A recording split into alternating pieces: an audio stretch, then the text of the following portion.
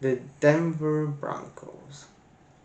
Again, Denver Broncos 2025. Bo Nix, you're looking at probably after year two.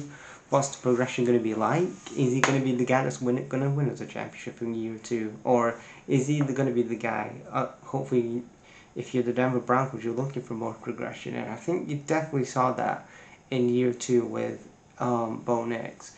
Because, first thing, again, we're going to go into it here, but the additions that the Broncos made in this offseason, Evan Ingram coming in from the Jacksonville for 2 years, I thought was a good addition, especially at tight end.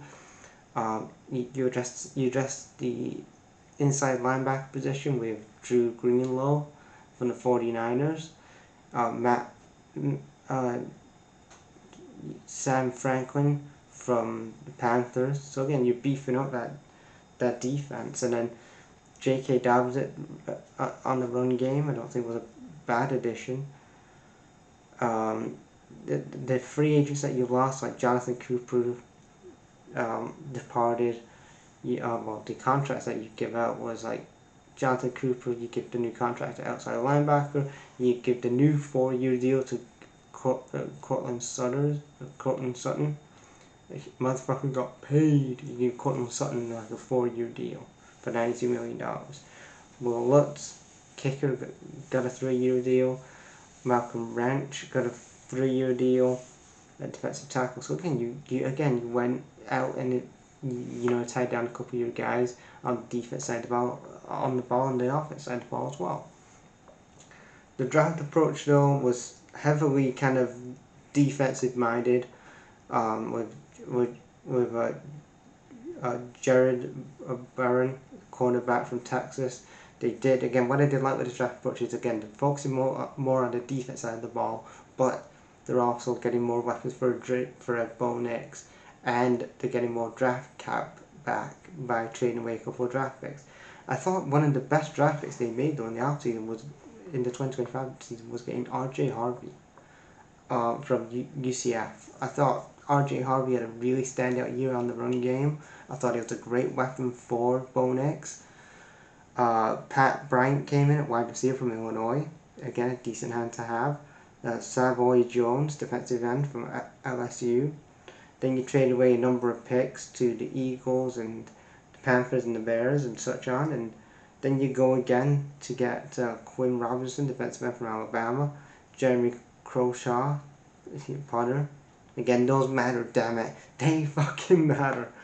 And then Caleb Lamer, defensive tight end from Utah. So again, I did like their draft. I did love the Broncos draft approach. You're focusing on the weapons for Bo Nix. I don't know why I keep saying Drake May, Bo Nix, but you're also focusing on your defense.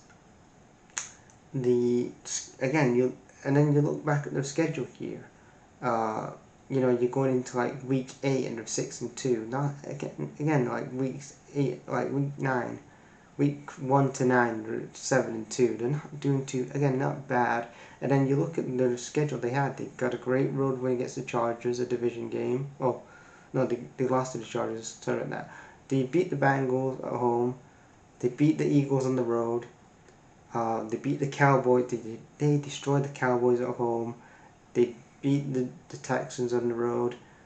They get a great home win against the Chiefs, and then they go to the bye week on week 12, 9-2. To come out of the bye week, get a great overtime win against the Commanders on the road. They beat the Raiders, they beat the Packers, and then they get a great road win against the Chiefs. Again, I think at that point Mahomes was injured anyway. He had that big injury. Then they beat the Chargers at home as well, and they finished 14-3, which again that was the best. That's the best season they've had, regular season they've had since 1998 when he was like 14-2, and obviously they went to win the Super Bowl that year. But they won the divisional round 33-30 because also Josh Allen was like fumbling the ball and all that shit. And in that game, they advanced to the championship, and then they got themselves into the AFC Championship game against the Patriots, which it was a whatever game, but the Patriots won 10-7.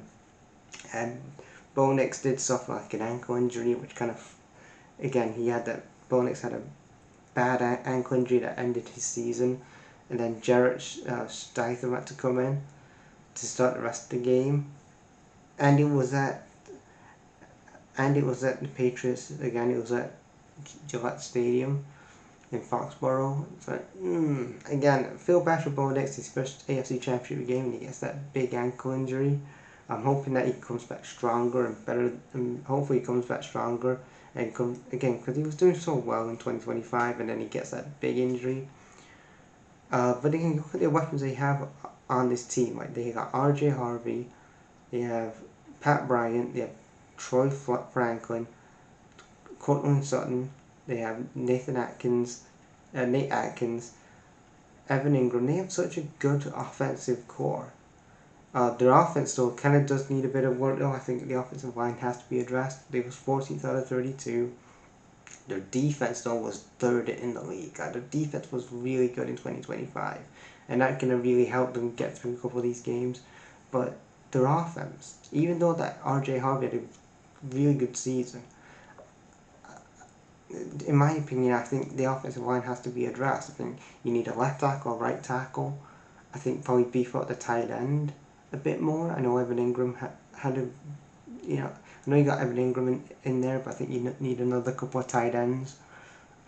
Maybe address the wide receiver position a bit more as well, and then just get a couple of new starters on the offensive line. I think you need a left tackle and a right tackle.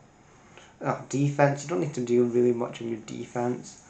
Maybe you can get another cornerback in, maybe another edge rusher, but overall, I do think defensively they're really solid on defense. I think it's just offense is where the big problem is, because again they got to the AFC Championship game, but they were 14th out of 32, and I think that was just down to how great the defense was that got them into that position. I think their offense, apart from like an R.J. Harvey and this season, I think really did let them down. Cortland Sutton had a couple of moments, but again, the offense really did let the Broncos down this year, and they obviously didn't help that Bo Nix got an injury, but the needs that they have to address, they've already addressed one addition that they needed a new offensive coordinator.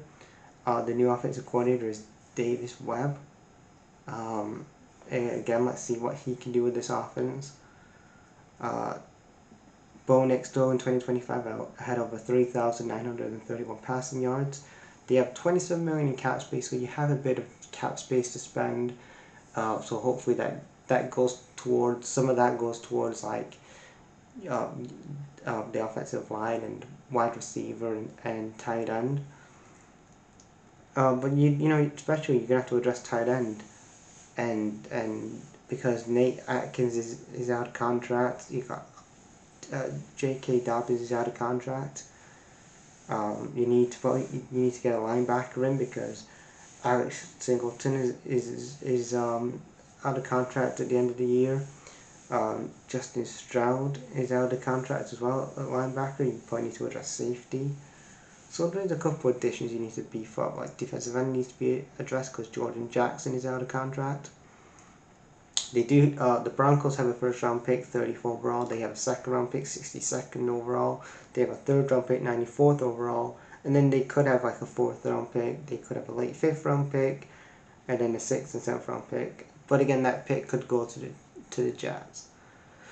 But yeah, I think going into 2026, they have to address the offensive line. They need a wide receiver. They need some tight ends. Just get some more weapons on the offense side of the ball and beef up that offensive line. And let's see what happens in 2026. And hopefully Bo Nix is healthy.